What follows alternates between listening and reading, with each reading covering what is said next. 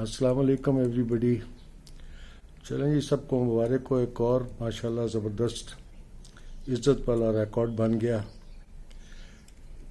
कि एक T20 में अगली टीम ने अभी 10 ओवर्स में ही टारगेट अचीव कर लिया। आई मीन कोई 11 की एवरेज से स्कोर करके दे अचीव द टारगेट, और जो एक्सपेक्टेड था वो रिज़ल्ट आ गया।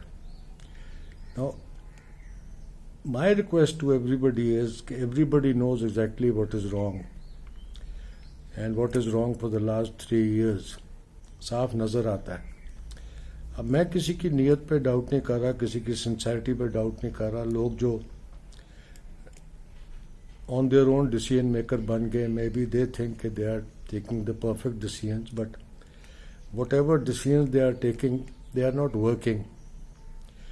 अब ये जो जब हसन नवाज ने सेंचुरी की तो उसकी एक स्टेटमेंट आई जिससे सारा निचोड़ निकलता है कि what is wrong for the last 3 years. Hasan Nawaz ने बड़े प्राउडली कहा कि मुझे आकिब भाई ने कहा तू अगर 5 दफ़ा भी 0 पे आउट होता फिर भी तू टीम में रहता। काश हसन नवाज की स्टेटमेंट में आकिब की जगह सलमान अली आगा का नाम होता कि हसन नवाज ने कहा है कि सलमान भाई ने कहा है कि तुझे कोई टीम से नहीं निकालेगा। That is what is wrong. हम 3 साल से पूरी की पूरी सिलेक्शन कमेटी हर टूर पे, होम सीरीज़ हो तो ड्रेसिंग रूम में बैठे होते हैं, टूर पे हो तो जहाज़ से पहले पूरी सिलेक्शन कमेटी उतर रही होती है और साथ चीफ सिलेक्टर साहब भी साथ होते हैं। अब आकिब जावेद साहब 2 in 1 है, चीफ सिलेक्टर भी हैं, कोच भी हैं, और साफ पता लग रहा है he is taking all the decisions. काश वो गैरी कर्स्टन की रिपोर्ट पब्लिक कर देते तो पता लग जाता what is wrong. This is what is wrong. Captain के कोई फाइनल डिसीजन पावर है ही नहीं। रिजवान का भी T20 से बाहर होना अब समझ आती है, क्योंकि उसको फ्री हैंड नहीं मिला, वो बाहर हो गया। अब पता नहीं अगले जब ये वनडे स्टार्ट होना है उसको कितना पावर मिलनी है। This is not the way. I repeat again, I don't doubt Wahab Riaz's sincerity or dedication or Aqib Javed's sincerity or dedication. I am sure in their own mind वो अपनी तरफ से पाकिस्तान क्रिकेट के लिए best decisions ले रहे हैं, but this is not the वे।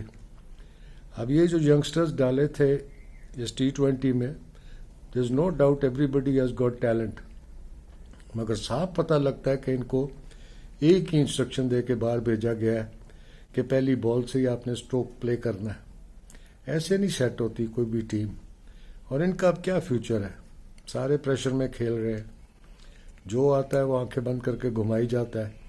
हालांकि T20 में भी 120 बॉल्स होते हैं, you get the time to settle down, but nobody was settling down.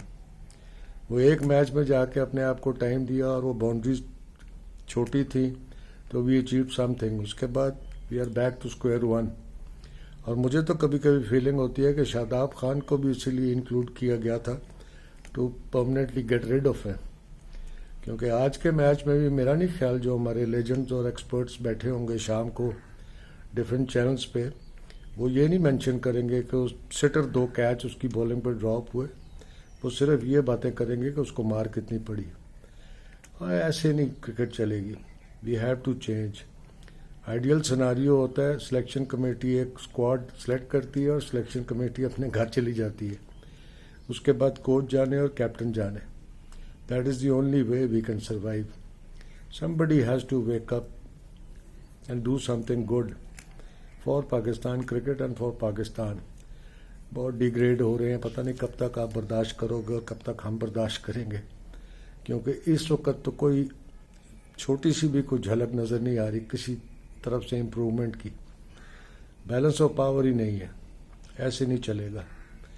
Give the captain the power और वापस उसी टीम के वापस जाएं जो 3 साल पहले थी। We were doing very well, I keep repeating. For God sakes wake up, we have had enough. अस्सलाम वालेकुम।